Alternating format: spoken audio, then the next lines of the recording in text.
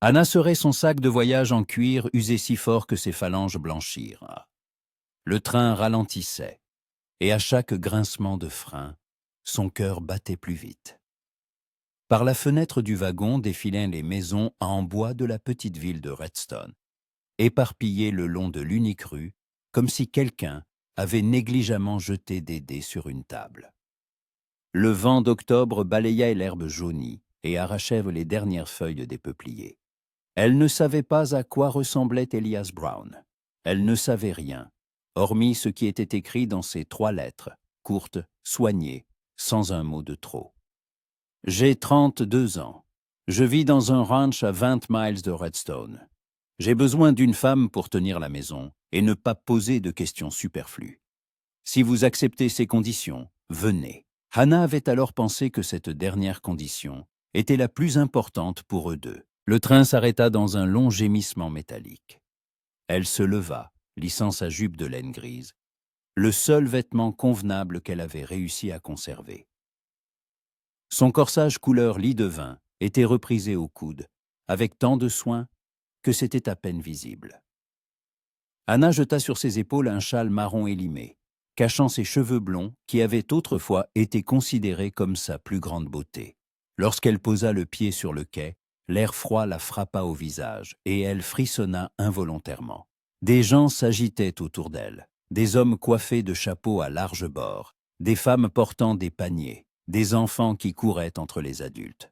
Hannah restait immobile, ne sachant où aller, se sentant étrangère en ce lieu où tout lui semblait inconnu.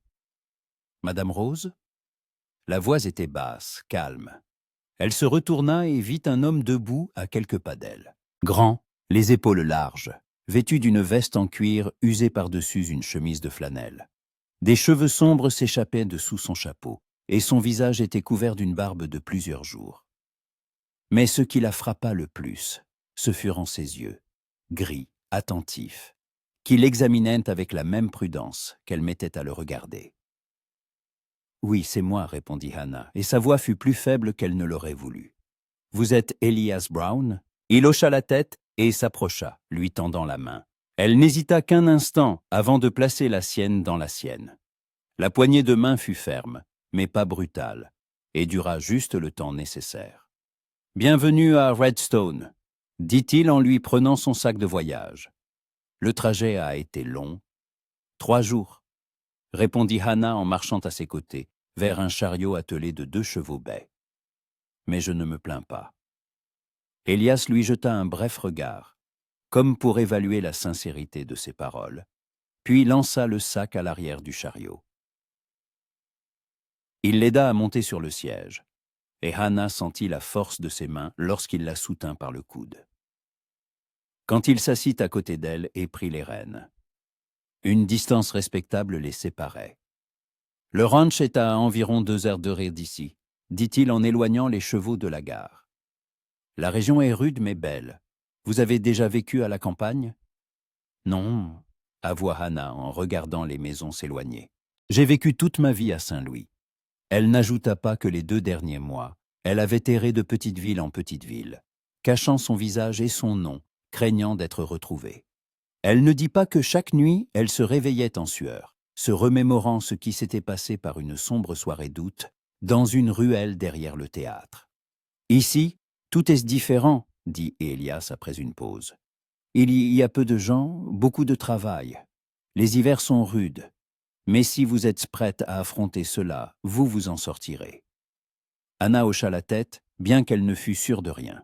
Elle avait accepté ce mariage par désespoir, parce qu'elle n'avait plus nulle part où fuir et que son argent était épuisé. Parce que l'agence matrimoniale par correspondance de Kansas City était son dernier espoir. La femme du bureau, Mrs. Wells, une dame sévère au regard perçant, l'avait longuement étudiée avant de lui montrer les lettres des prétendants. « Cet homme ne pose pas de questions sur le passé. » avait alors dit Mrs. Wells en désignant la lettre d'Elias. « Mais vous non plus, ne l'interrogez pas sur le sien. Tel est l'accord. » Hannah avait accepté sans hésiter. Ils roulèrent en silence. Le chariot cahotait sur la route inégale, et Hannah se tenait au bord du siège pour ne pas tomber. Autour d'eux s'étendaient des plaines vallonnées, couvertes d'herbes jaunies. Au loin, On apercevait des montagnes dont les sommets se perdaient dans les nuages bas. L'air était pur, sentait l'herbe et la terre. Et c'était si différent de l'atmosphère étouffante et enfumée de Saint-Louis que Anna ressentit un étrange soulagement. « Vous avez des questions ?» demanda soudain Elias sans la regarder. Anna réfléchit. Les questions étaient nombreuses, mais elle n'osait pas poser la plupart d'entre elles. Pourquoi cherchait-il une femme de cette manière? Pourquoi avait-il accepté une femme qu'il n'avait jamais vue? Que s'était-il passé dans sa vie pour qu'il soit prêt à accueillir une inconnue chez lui sans aucune garantie?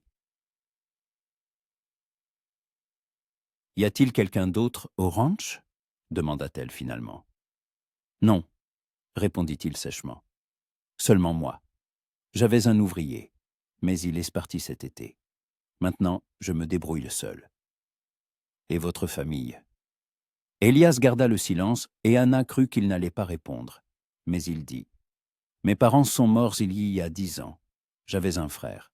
Mais il est parti en Californie chercher de l'or. Il a écrit 1 ou 2 fois, puis a cessé. Je ne sais pas s'il est encore en vie. » Il n'y avait dans sa voix ni douleur ni regret, juste la constatation d'un fait. Anna comprit qu'il était un homme qui avait appris à vivre seul et à ne rien attendre des autres. « Et vous ?» demanda-t-il en lui jetant un regard rapide. « Personne non plus, » répondit Anna, et c'était la vérité. Sa mère était morte quand elle avait 16 ans. Elle ne se souvenait pas de son père. Elle vivait chez sa tante, qui ne la tolérait que pour l'argent que Anna gagnait en cousant. Quand ce qui était arrivé arriva, sa tante la chassa, disant qu'elle ne voulait pas avoir affaire à une fille déshonorée. Il se tourna de nouveau, et le silence n'était pas gênant, mais plutôt apaisant. 2 inconnus, réunis par le destin, roulaient vers un avenir incertain, chacun portant le fardeau d'un passé dont il ne voulait pas parler. Le soleil déclinait à l'horizon quand des bâtiments en bois apparurent au loin. La maison était petite mais solide, avec un toit en pente et un large porche. À côté se trouvait une grange, un enclos pour les chevaux et plusieurs dépendances. Tout était en ordre, mais on voyait que tout cela était entretenu par un seul homme, qui n'avait pas de temps à consacrer à l'esthétique. Elias arrêta le chariot près de la maison et sauta à terre. Il fit le tour du véhicule et tendit la main à Anna pour l'aider à descendre. Lorsque ses pieds lui touchèrent le sol, elle se sentit prise de vertige. Non pas de fatigue, mais de la prise de conscience que c'était désormais sa maison et que cet inconnu silencieux était son mari. « Nous pourrons aller voir le prêtre demain matin, » dit Elias en sortant le sac de voyage. « Ou après-demain, si vous voulez vous installer un peu. » Il vit en ville, mais il se déplace sur demande. Anna hocha la tête, ne sachant que dire. Elle avait l'impression que tout se passait à la fois trop vite et trop lentement. Elias ouvrit la porte de la maison et la laissa entrer la première. L'intérieur était simple mais propre. Une grande pièce servait à la fois de cuisine et de salon.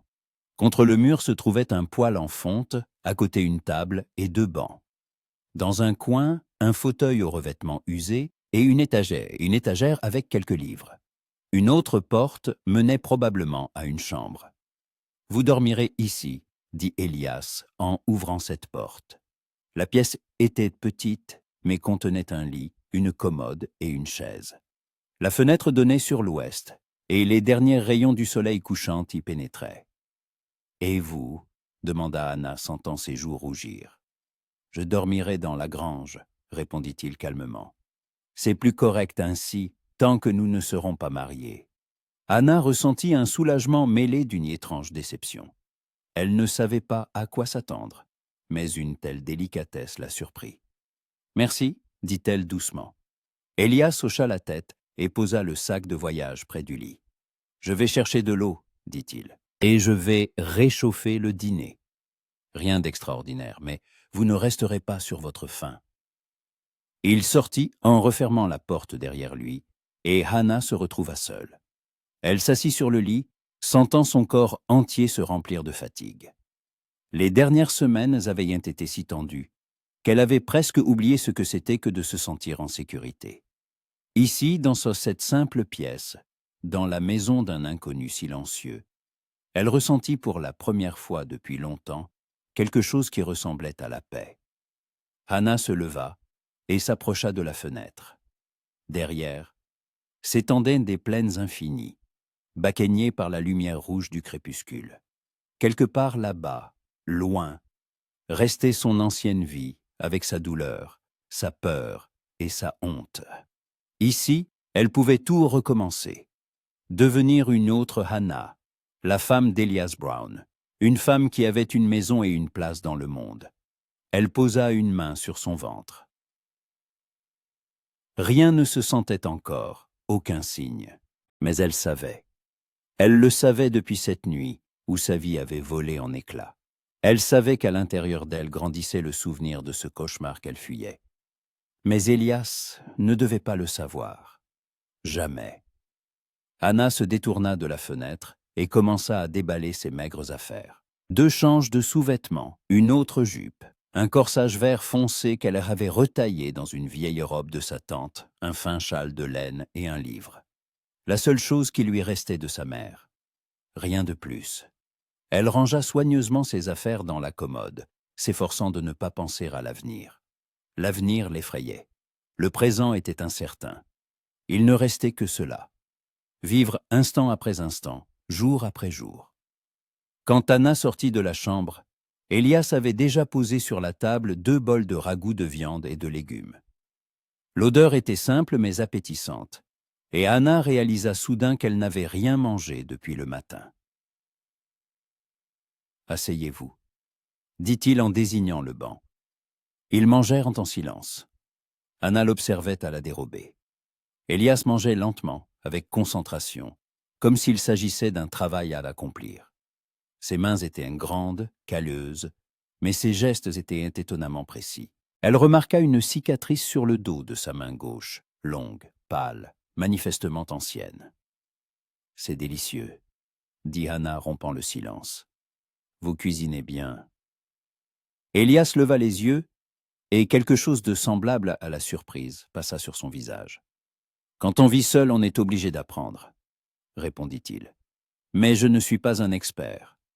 Si vous savez mieux cuisiner, j'en serais ravi. »« Je sais, » acquiesça Hannah. « Ma tante m'a appris.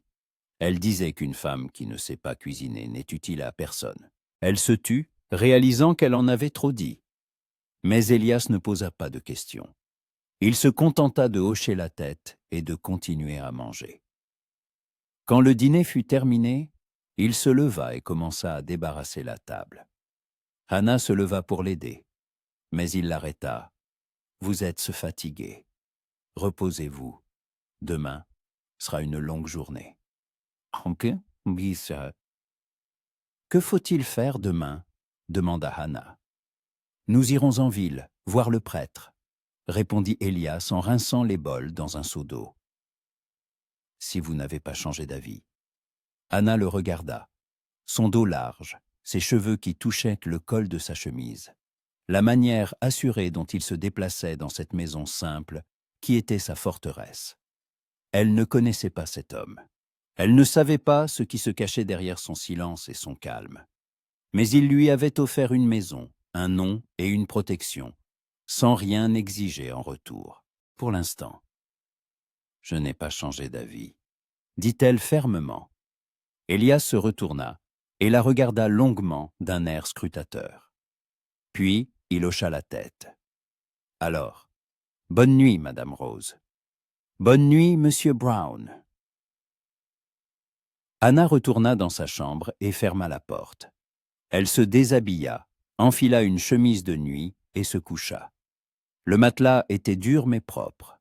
La couverture était lourde et chaude. Dehors, le vent se mit à hurler et les murs de bois grincèrent doucement. Hannah ferma les yeux, mais le sommeil ne venait pas.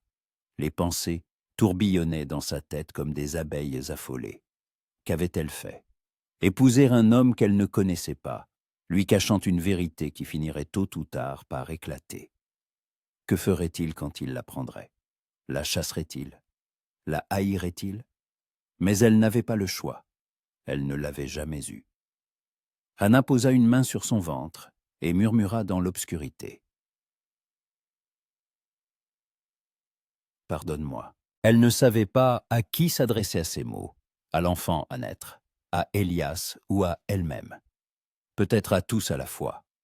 Et de l'autre côté du mur, dans la grange, Elias Brown était étendu sur une botte de foin, couvert d'un vieux manteau, et regardait dans le noir. Il pensait à la femme qui dormait maintenant dans sa maison, à ses yeux effrayés et à la façon dont elle avait sursauté quand il lui avait tendu la main.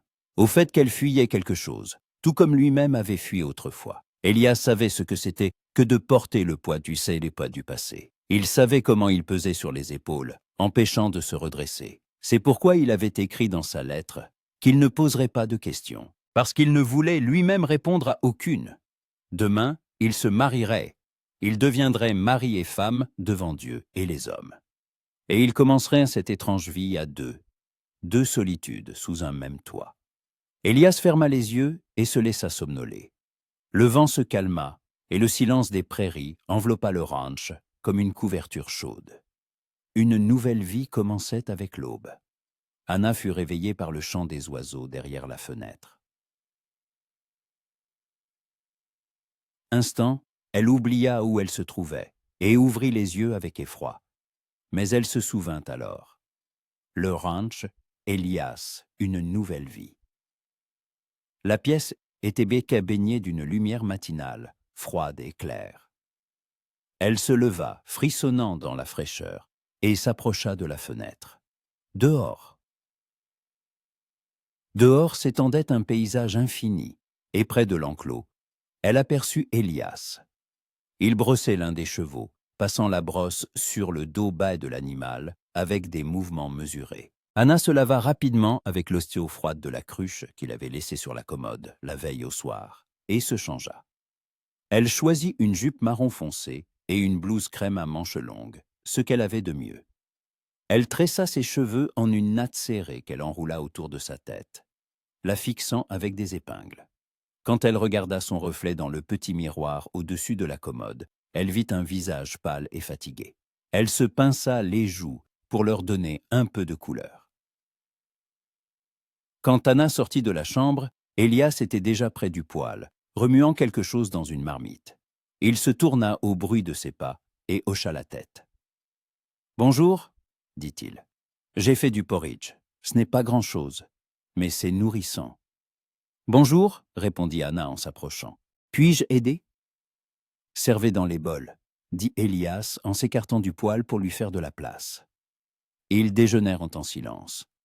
Mais ce silence ne semblait plus aussi pesant que la veille. Anna remarqua qu'Elias s'était changé. Il portait une chemise blanche propre, manifestement réservée aux grandes occasions, et un gilet sombre. Ses cheveux étaient soigneusement passionnés en arrière, et son visage était rasé de près. Il avait l'air presque solennel, ce qui fit se serrer le cœur de Anna d'appréhension. « Prête ?» demanda-t-il quand ils eurent fini de manger. « Oui, » répondit Anna, bien qu'elle ne fût pas sûre d'être prête à quoi que ce soit. Le trajet jusqu'à Redstone dura les mêmes 2 heures. Mais cette fois, Anna prêta plus d'attention au paysage environnant. Les collines laissaient place à de petites forêts de chênes et d'érables qui avaient déjà presque perdu leurs feuilles. De temps en temps, ils croisaient des fermes isolées d'où s'échappait de la fumée des cheminées. Les voyageurs qu'ils rencontraient, des fermiers en chariot ou des cavaliers, saluaient Elias d'un signe de tête, et il leur répondait de la même manière. « Vous vivez ici depuis longtemps ?» demanda Anna, rompant le silence. « Toute ma vie, » répondit Elias sans quitter la route des yeux. « Je suis né sur cette maison. Mon père l'a construite quand il avait 25 ans. J'étais tout petit alors, je ne m'en souviens presque pas. »« Vous devez avoir beaucoup de souvenirs ici, » dit Anna avec précaution. Elias garda le silence avant de répondre. « Des bons et des mauvais, mais c'est ma maison, le seul endroit que je connaisse. » Anna voulut l'interroger sur les mauvais souvenirs, mais elle se retint. Elle-même ne voulait pas qu'on la questionne et comprenait qu'il avait le même droit au silence. Ils arrivèrent à Redstone vers midi. La ville était plus grande qu'elle ne l'avait semblé à Anna la veille au soir. La rue principale s'étendait sur près d'un mile, bordée de bâtiments en bois, des magasins, un saloon, un hôtel, un bureau de poste. Des gens se promenaient sur les trottoirs. Les femmes entraient dans les boutiques. Les hommes se pressaient à l'entrée du saloon. Chariots et cavalières allaient et venaient, soulevant des nuages de poussière sèche. Elias arrêta le chariot devant une petite église blanche, à la lisière de la ville. Le bâtiment était simple, avec un haut clocher et des fenêtres étroites. À côté se trouvait une petite maison, de toute évidence, la demeure du prêtre. « Attendez ici, dit Elias en sautant du chariot. Anna le regarda se diriger vers la maisonnette et frapper à la porte. Un instant plus tard, la porte s'ouvrit et un homme âgé en soutane noire apparut sur le seuil. Ils échangèrent quelques mots, le prêtre hocha la tête et rentra chez lui. Elias retourna au chariot. Le père Thomas va se préparer et célébrera la cérémonie, dit-il en aidant Anna à descendre. Il faut 2 témoins. Je vais demander à un voisin et à sa femme. Anna hocha la tête, sentant l'anxiété monter. Tout se passait si vite. La veille encore, elle était assise dans un wagon de train étouffant, sans savoir ce qui l'attendait. Et maintenant, dans quelques minutes, elle deviendrait Madame Brown, la femme d'un homme qu'elle ne connaissait absolument pas. Elias se rendit à la maison voisine et revint peu après avec un couple âgé. L'homme était petit, trapu, avec des favoris grisonnants. La femme était ronde, le teint rose, avec des yeux bienveillants. « Voici Monsieur et Madame Clark », les présenta Elias, nos voisins. Ils ont accepté d'être nos témoins. « Très heureuse de vous rencontrer, ma chère », dit Madame Clark en souriant chaleureusement à Hannah. Elias nous avait dit qu'il attendait une fiancée. Nous sommes ravis pour vous deux. Merci, murmura Hannah, sentant ses joues brûler. Le père Thomas sortit de la maison en habits sacerdotaux, une Bible à la main. C'était un homme grand et mince, au visage ridé et bienveillant, avec des yeux bleus perçants. « Entrons dans l'église, » dit-il doucement. Ils entrèrent. L'église était petite et modeste. Quelques rangées de bancs en bois, un autel simple, un crucifix au mur. Une odeur d'encens et de vieux bois flottait dans l'air. La lumière filtrait par les fenêtres étroites, dessinant des bandes sur le sol. Hannah se tint aux côtés d'Elias devant l'autel. Son cœur battait si fort qu'elle avait l'impression que tout le monde pouvait l'entendre. Elias se tenait immobile, regardant droit devant lui, et seule une légère tension dans ses épaules trahissait sa nervosité. Le père Thomas ouvrit la Bible et commença la cérémonie. Sa voix était calme et solennelle, remplissant la petite église de mots qui liaient les gens pour la vie. Hannah écoutait, mais les mots semblaient passer sans s'attarder dans son esprit. Elle pensait à la supercherie qu'elle commettait. Elle se tenait devant Dieu et les hommes, cachant une vérité qui pourrait tout détruire. Dieitan Pati. Elias Joseph Brown, dit le père Thomas, prenez-vous cette femme pour légitime épouse. Promettez-vous de l'aimer et de la respecter. Dans la joie et dans la peine, dans la maladie et la santé, jusqu'à ce que la mort vous sépare. Je le promets, répondit fermement Elias, et Hannah sentit quelque chose vaciller en elle. Hannah Mary Rose. Le prêtre se tourna vers elle. Prenez-vous cet homme pour légitime époux. Promettez-vous de l'aimer et de le respecter, dans la joie et dans la peine, dans la maladie et la santé, jusqu'à ce que la mort vous sépare. Hannah ouvrit la bouche, mais aucun son ne sortit. Elle regarda Elias. Il la fixait calmement, sans la juger, comme pour lui laisser le temps de décider. Et dans ce regard, il n'y avait aucune exigence, seulement de l'attente. « Je le promets », souffla finalement Hannah. « Alors, par le pouvoir qui m'est conféré par le Seigneur, je vous déclare mari et femme, » dit le père Thomas en fermant la Bible. « Vous pouvez embrasser la mariée. » Elias se tourna vers Hannah. Elle se figea, ne sachant que faire. Il se pencha et toucha brièvement son front de ses lèvres, un baiser chaste, presque fraternel. Puis, il recula. « Félicitations à vous deux !» sourit le père Thomas. « Que le Seigneur bénisse votre union. » Monsieur et Madame Clark s'approchèrent pour les féliciter. Madame Clark serra Hannah dans ses bras, et la chaleur de cette étreinte fut si inattendue que les yeux de Hannah la piquèrent. « Si vous avez besoin de quoi que ce soit, ma chère, venez nous voir, » lui murmura Madame Clark à l'oreille. Elias est un homme bon, mais les hommes ne comprennent pas toujours ce dont une femme a besoin. Nous habitons en ville, au-dessus de la boulangerie. « Merci, » murmura Hannah. Ils sortirent de l'église. Elias donna quelques dollars au père Thomas, remercia les Clark et aida Hannah à monter dans le chariot. Alors qu'il s'éloignait, elle se retourna. L'église blanche rapetissait au loin, et avec elle s'en allait la dernière chose qui la liait à son ancienne vie. Elle était maintenant Madame Brown, la femme d'Elias, et il n'y avait pas de retour en arrière possible. Sur le chemin, ils s'arrêtèrent au magasin général. Elias acheta de la farine, du sucre, du café, du sel, un peu de viande séchée et des haricots. Hannah se tenait à côté, regardant les étagères remplies de marchandises. Tissus, fils, vaisselle, outils. Tout était si ordinaire, si terre à terre, et cela l'apaisait. « Avez-vous besoin de quelque chose ?» demanda Elias en se tournant vers elle. « Non, merci, » répondit Hannah, bien qu'elle aurait pu nommer une dizaine de choses. Mais elle n'avait pas d'argent, et elle ne voulait pas demander. Elias la regarda attentivement, puis s'approcha d'une étagère et prit une bobine de fil solide, quelques aiguilles et un morceau de tissu, simple, gris, mais de bonne qualité. « Prenez, » dit-il en les lui tendant.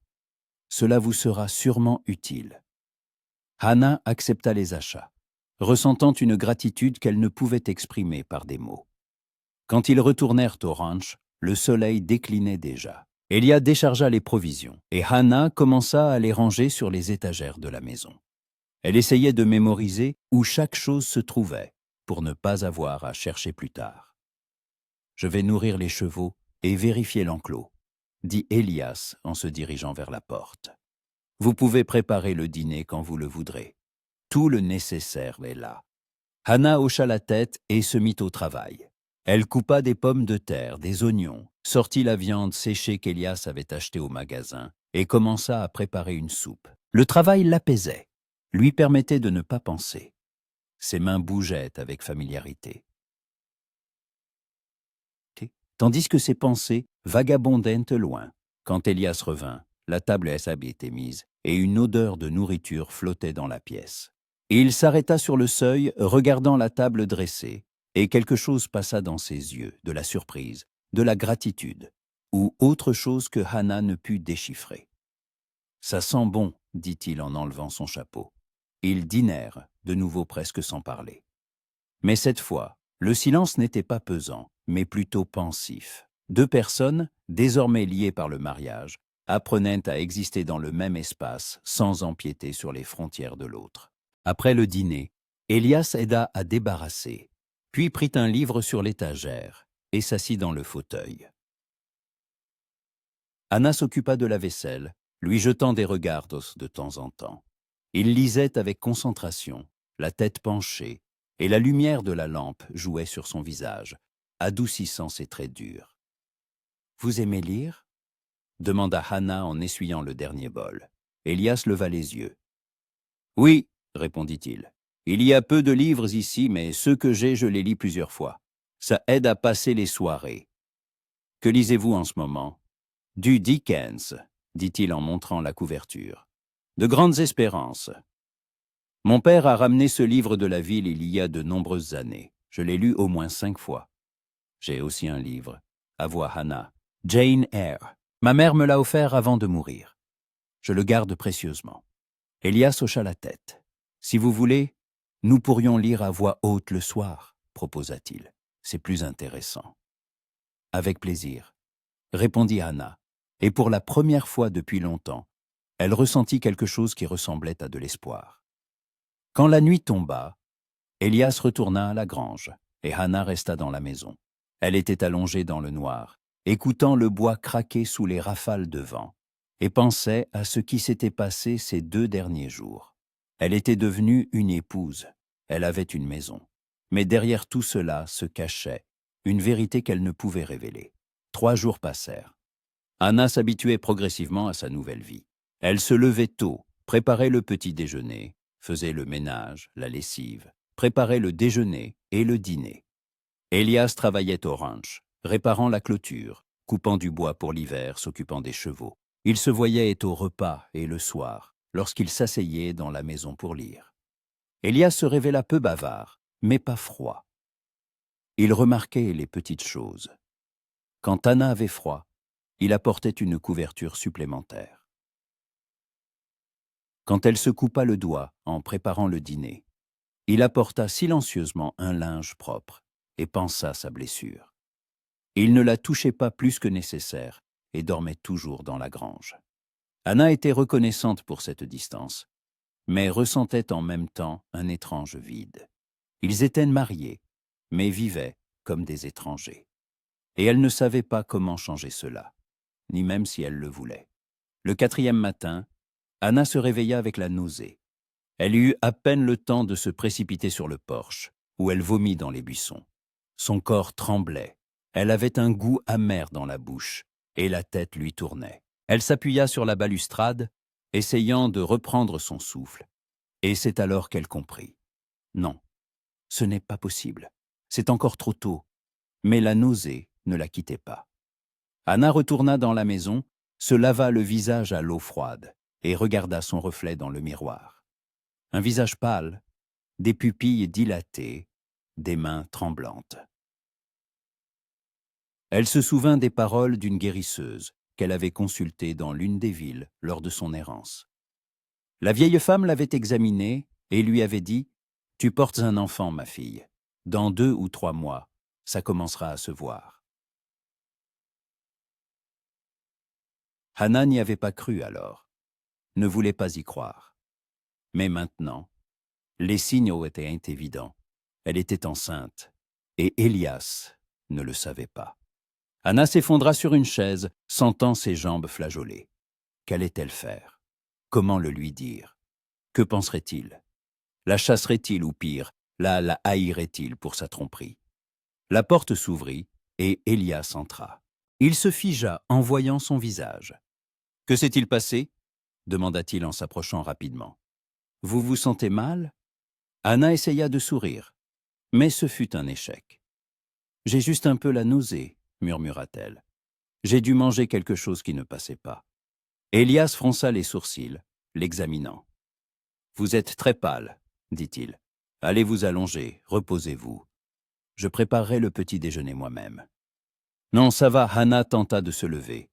Mais la tête lui tourna et elle vacilla. Elias la rattrapa avant qu'elle ne tombe.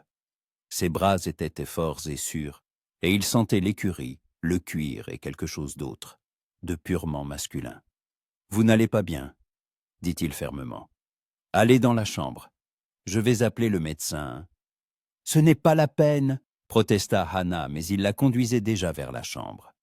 Il l'aida à s'allonger, la couvrit d'une couverture et sortit. Hannah ferma les yeux, sentant les larmes couler sur ses joues.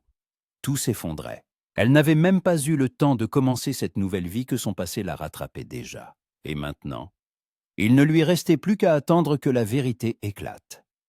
Le docteur Wilson arriva 2 heures plus tard. C'était un homme d'un certain âge, aux tempes grisonnantes, et au regard là de celui qui a vu trop de misère humaine pour s'étonner de quoi que ce soit. Il posa sa mallette usée sur le sol et se tourna vers Elias, qui se tenait près de la porte de la chambre.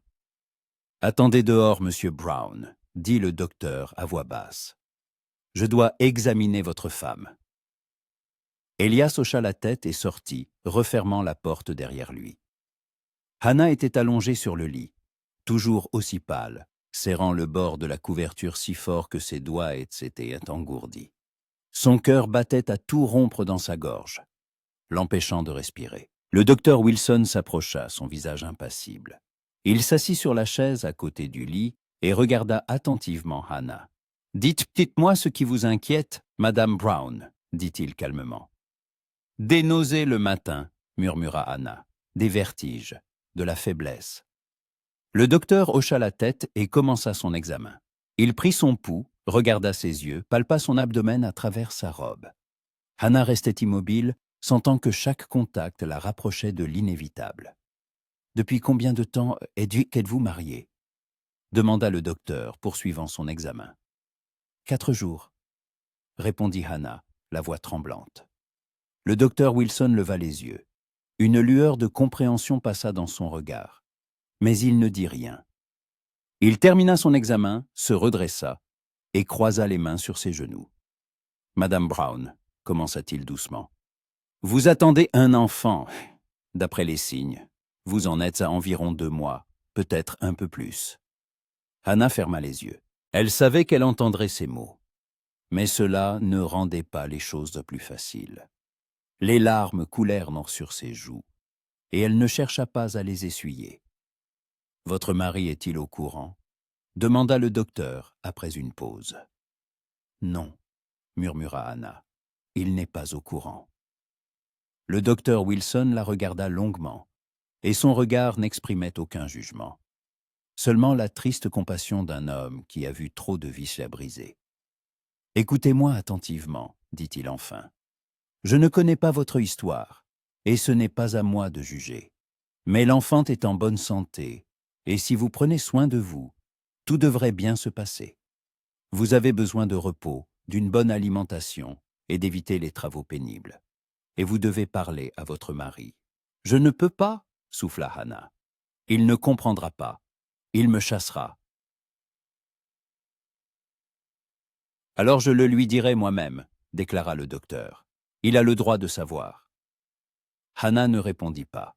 Elle ne pouvait pas expliquer à cet homme toute l'horreur de la situation dans laquelle elle se trouvait. Le docteur Wilson se leva, prit sa mallette et se dirigea vers la porte. Anna entendit des voix d'hommes derrière la porte. D'abord le docteur, puis Elias. Les mots étaient indistincts, mais le ton était sérieux. Puis elle entendit des pas. Le bruit de la porte d'entrée qui s'ouvrait. Le claquement des sabots d'un cheval qui s'éloignait. Silence. Anna resta allongée, immobile, s'attendant à ce qu'Elias entre. Mais les minutes s'éternisaient, et il n'apparaissait pas.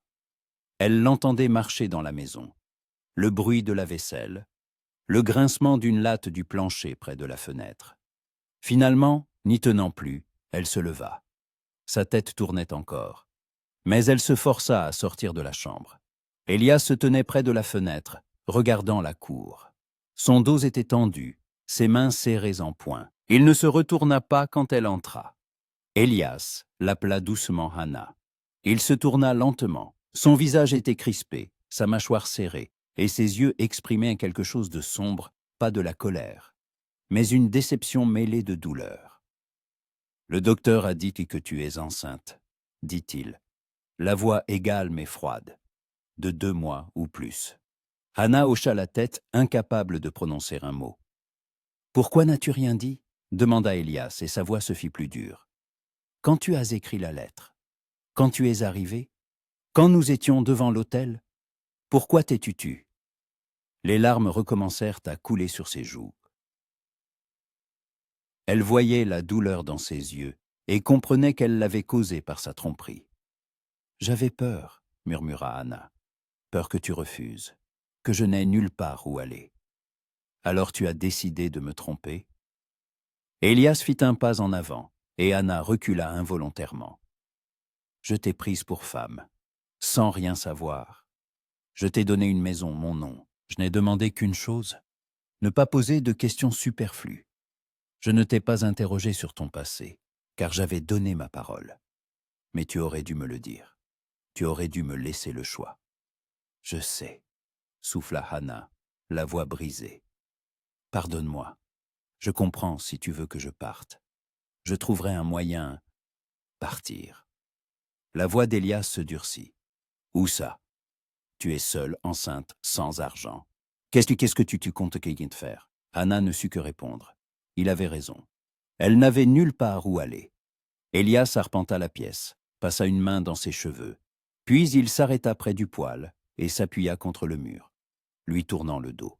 « J'ai le droit de connaître la vérité, » dit-il après une longue pause.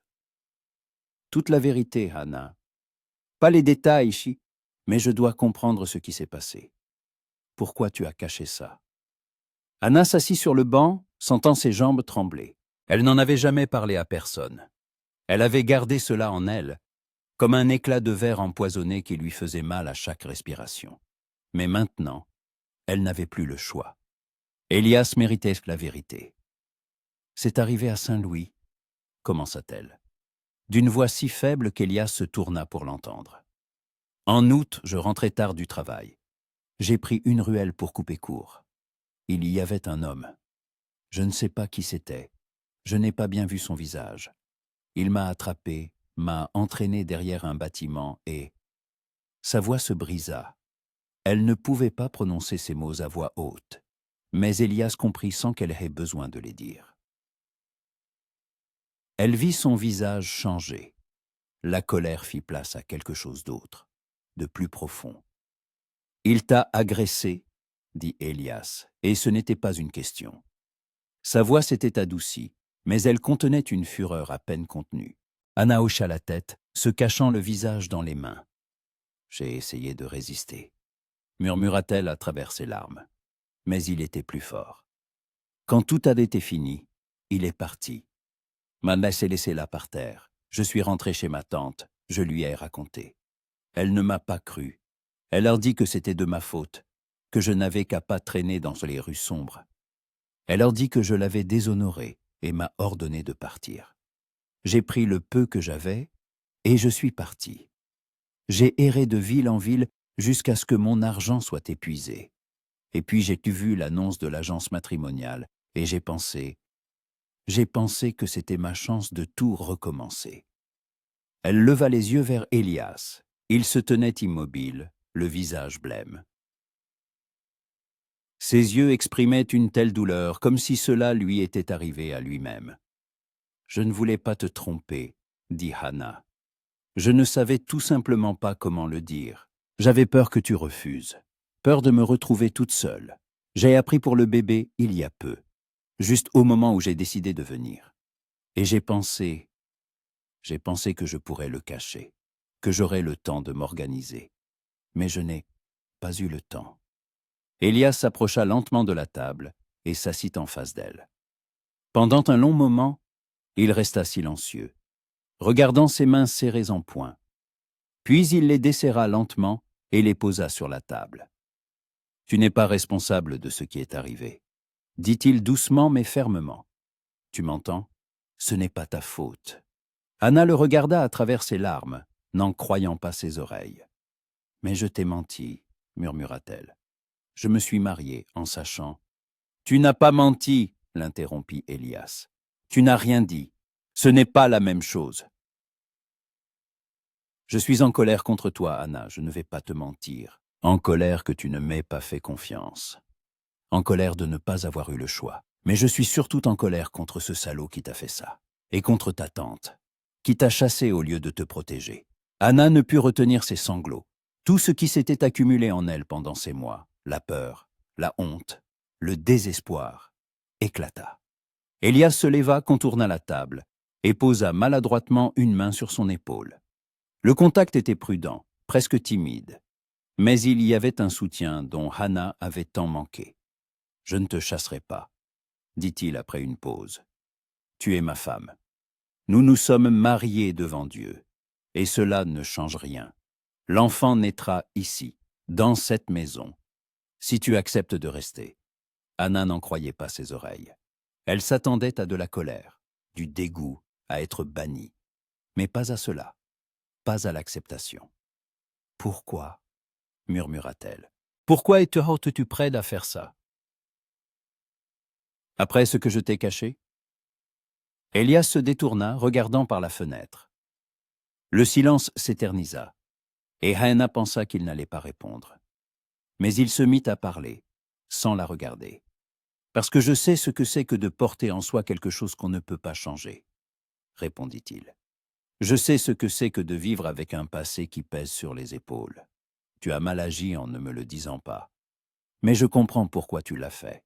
Je comprends ce qu'est le désespoir. Il se tourna vers elle, et ses yeux exprimaient la même tristesse qu'elle portait en elle. Ma mère est morte quand j'avais 22 ans, poursuivit lentement Elias. Elle était malade depuis longtemps, mais mon père ne voulait pas dépenser d'argent pour un médecin. Il disait qu'elle s'en sortirait, qu'il fallait économiser chaque centime. J'étais jeune, je lui obéissais. Je n'ai pas insisté pour faire venir un médecin. Je ne me suis pas opposé à sa volonté. Quand elle était morte, j'ai compris que j'aurais pu la sauver. J'aurais pu insister, vendre quelque chose, trouver de l'argent. Mais je ne l'ai pas fait. Anna le regarda, sentant son cœur se serrer. « Ce n'est pas ta faute, dit-elle doucement. Tu ne pouvais pas savoir. »« Si je pouvais, rétorqua Elias. Je la voyais s'affaiblir. Je la voyais s'éteindre. Mais je n'ai rien fait. Et cela me poursuivra jusqu'à la fin de mes jours. C'est pourquoi je comprends ce que signifie porter une culpabilité, même quand elle n'est pas la nôtre. » Il la regarda de nouveau. « Tu n'es pas coupable de ce qui est arrivé, Hannah. Mais l'enfant non plus n'est pas coupable. Il n'a pas demandé à être conçu dans la violence. Il veut juste vivre. Et je lui donnerai cette chance. Je vous la donnerai à tous les deux. » Anna se leva et s'approcha de lui. Elle ne savait que dire. Il n'y avait pas de mots pour exprimer ce qu'elle ressentait. Alors, elle tendit simplement la main, et Elias prit doucement sa paume dans la sienne. « Merci, souffla-t-elle. Merci à toi. » Elias hocha la tête. « Repose-toi, dit-il. Le docteur a dit de prendre soin de toi. Je m'occuperai des corvées et du dîner. » Anna retourna dans la chambre et s'allongea. Son corps était épuisé, mais son âme était plus légère qu'elle ne l'avait été depuis des mois. Le secret était révélé, et le monde ne s'était pas effondré. Elias connaissait la vérité et ne s'était pas détourné. Il était en colère, déçu, mais il ne l'avait pas rejetée. Elle s'endormit, et pour la première fois depuis longtemps, elle ne fit pas de cauchemar. Quand Anna se réveilla, la lumière du soir filtrait par la fenêtre. Elle se leva et sortit de la chambre. Elias était près du poêle, remuant quelque chose dans une marmite. Sur la table était posé du pain qu'il avait probablement acheté en ville. « Comment te sens-tu » demanda-t-il en se retournant. « Mieux, » répondit Anna. « Beaucoup mieux. » Ils dînèrent dans un silence relatif, mais il n'était plus aussi tendu. Elias était réservé, pensif, mais pas froid. Anna voyait qu'il avait besoin de temps pour digérer tout ce qu'il avait entendu, et elle ne s'imposa pas. Après le dîner, Elias prit son livre, mais ne se mit pas à lire. Il resta assis dans le fauteuil, regardant la pénombre s'épaissir par la fenêtre. Elias l'appela Hannah, assise sur le banc près de la table. « Je comprends que tu aies besoin de temps. Je comprends que tu sois en colère. Mais je veux que tu saches que je te suis reconnaissante. De ne pas m'avoir chassée. D'être prêt à donner un nom à l'enfant. » Il la regarda et son regard contenait beaucoup de choses. De la fatigue, du doute, mais aussi quelque chose d'autre que Hannah ne put définir. « Moi aussi j'avais besoin de tout recommencer, » dit-il enfin. « C'est précisément pour ça que je cherchais une femme par agence. Je voulais que ce soit quelqu'un qui ne connaisse pas mon passé. Qui ne me jugerait pas. Tu n'es pas la seule à fuir quelque chose, Hannah. La seule différence, c'est que tu fuyais la violence, et moi, ma propre culpabilité. » Anna se leva et s'approcha de lui. « Alors, Sam, essayons de nous entraider, dit-elle. Tu ne peux pas enlever ma douleur, et je ne peux pas enlever la tienne. Mais peut-être qu'ensemble, il nous sera plus facile de la porter. » Elias la regarda longuement, puis hocha lentement la tête. « Peut-être, » acquiesça-t-il. Cette nuit-là, Elias alla de nouveau dormir dans la grange. Mais avant de partir, il s'arrêta à la porte de la chambre de Hannah. « Si tu as besoin de quelque chose, appelle, » dit-il. « J'entendrai. »« Merci, » répondit Hannah. Quand il fut parti, elle se coucha et posa une main sur son ventre. Là, À l'intérieur, grandissait un enfant conçu dans la violence et la douleur. Mais il naîtrait dans cette maison, où il y avait un toit au-dessus de sa tête et un homme prêt à le protéger. Ce n'était pas de l'amour. Ce n'était même pas un vrai mariage au sens plein du terme. Mais c'était le début de quelque chose qui pourrait devenir une famille. Et pour l'instant, c'était suffisant. Octobre laissa place à novembre. Et avec lui vinrent les premiers froids. Le matin, le givre recouvrait l'herbe, transformant les plaines en une mer argentée. Anna se réveillait au son du bois qu'on fendait. Elias se levait à l'aube et sa première tâche était d'allumer le poêle pour que la maison soit chaude à son réveil. 2 semaines s'étaient écoulées, depuis le jour où la vérité avait éclaté. 2 semaines d'une coexistence étrange et prudente. Elias restait poli, mais réservé. Il travaillait du matin au soir, rentrait fatigué, mangeait en silence et partait dormir dans la grange. Hannah tenait la maison, cuisinait, nettoyait, s'efforçant d'être utile. Mais un mur invisible se dressait entre eux, qu'aucun des deux n'osait abattre. Les nausées matinales s'étaient atténuées, mais un autre problème était apparu. Hannah commençait à remarquer que ses jupes devenaient plus serrées à la taille. Encore un mois, peut-être 2, et sa grossesse serait visible de tous. Elle retouchait ses vêtements le soir, relâchant les coutures, ajoutant des plis, mais elle savait que ce n'était qu'une solution temporaire. Ce matin-là, Hannah était près du poêle, faisant frire des œufs et du bacon quand Elias entra. Il portait une lourde veste en daim et ses cheveux étaient humides de brouillard. « Bonjour, dit-elle, comme tout toujours. »« Bonjour, répondit-il en enlevant sa veste et en l'accrochant à un crochet près de la porte. Ils déjeunèrent dans leur silence habituel. Hannah remarqua qu'Elias lui jetait de brefs regards, comme s'il voulait dire quelque chose mais n'osait pas. Finalement, il posa sa fourchette et se racla la gorge. « Je vais en ville aujourd'hui, dit-il. Il faut que j'achète quelques trucs avant l'hiver. Tu viens avec moi ?» Hannah leva les yeux, surprise. Depuis 2 semaines, ils n'étaient allés nulle part ensemble. Elias allait en ville seul, et elle restait à la maison. « Si ça ne te dérange pas, oui, » répondit-elle prudemment. Elias hocha la tête. « Habille-toi chaudement. Il fait froid en route. » 1 heure plus tard, ils étaient assis dans le chariot, sur la route familière. Hannah s'était emmitouflée dans un châle de laine qu'elle avait trouvé dans un coffre. Il avait probablement appartenu à la mère d'Elias. Il n'avait pas objecté quand elle lui avait demandé la permission de le prendre. Ils roulèrent en silence. Mais Hannah sentait qu'Elias était tendu. Il tenait les rênes plus fermement que d'habitude, et son regard était fixé droit devant, comme s'il réfléchissait à quelque chose d'important. « Elias, l'appela-t-elle finalement, il y a quelque chose qui ne va pas ?» Il garda le silence, puis soupira. « Non, c'est juste que nous devons parler de quelque chose. » En ville, il y a une couturière, Madame Turner. Elle coud bien et ne pose pas de questions inutiles. J'ai pensé que tu aurais besoin de nouveaux vêtements. Pour ton état. Hannah sentit ses joues rougir. Il avait donc remarqué. Bien sûr qu'il avait remarqué.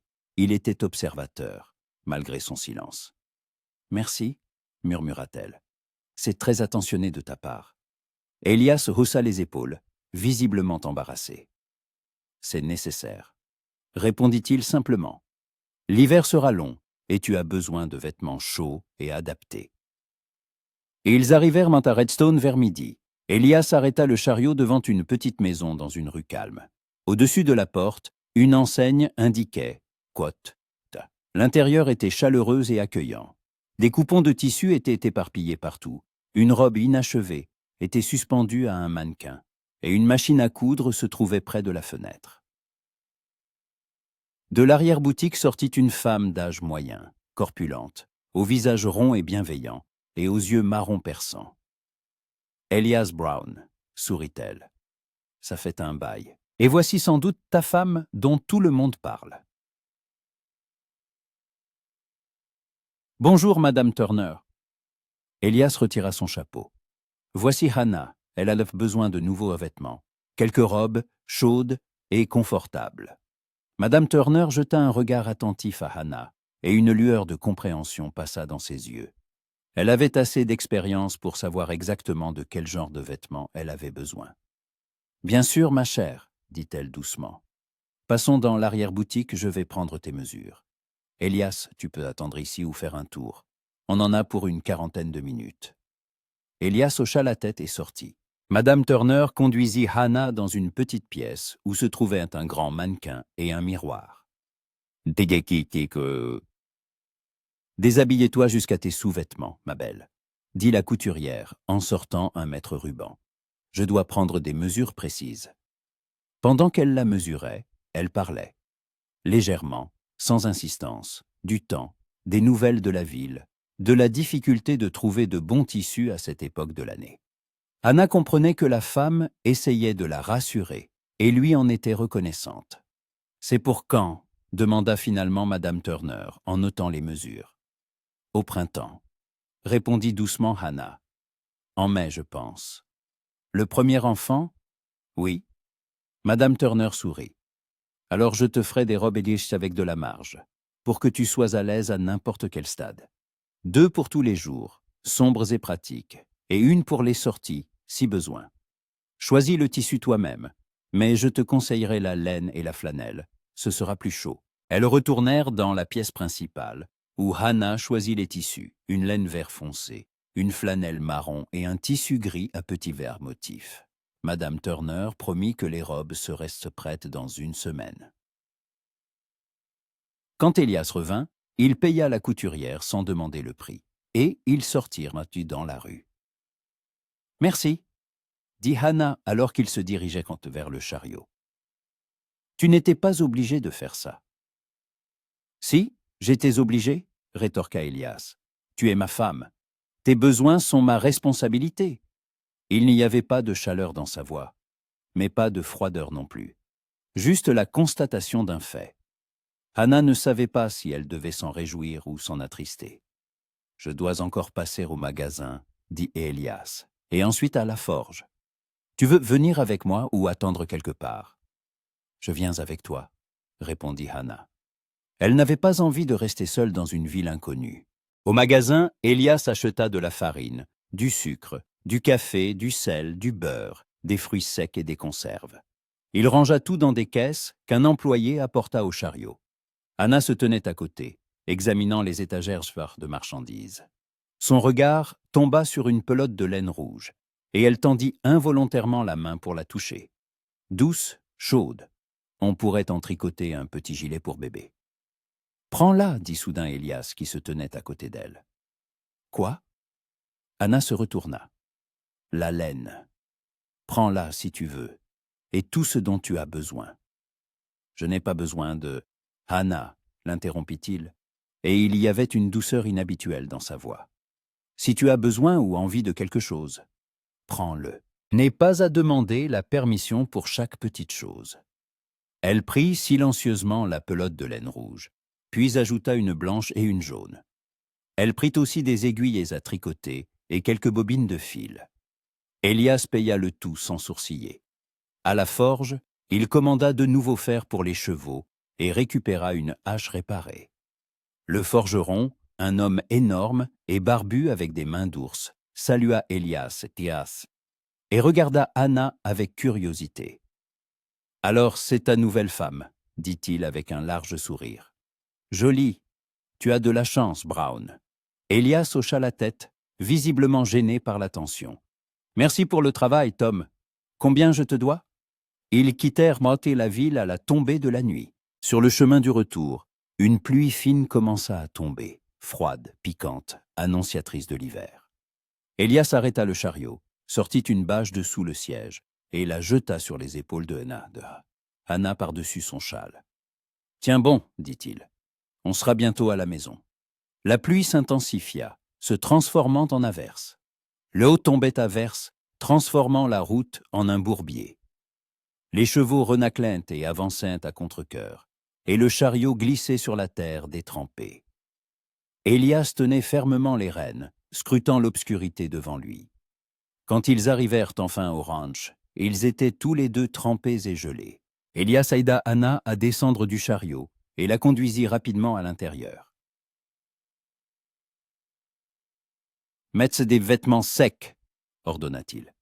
Je décharge le chariot et je rentre les chevaux dans la grange. » Anna se tenait au milieu de la pièce, tremblant de froid, et le regardait ressortir sous la pluie. Il était lui-même trempé jusqu'aux os, mais il pensait d'abord à elle, aux chevaux, au chargement.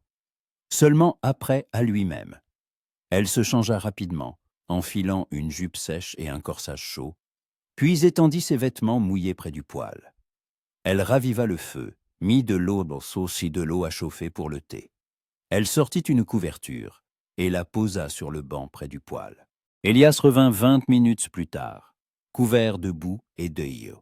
Ses cheveux étaient collés à son front, ses vêtements étaient trempés, et l'œil dégoulinait sur le sol.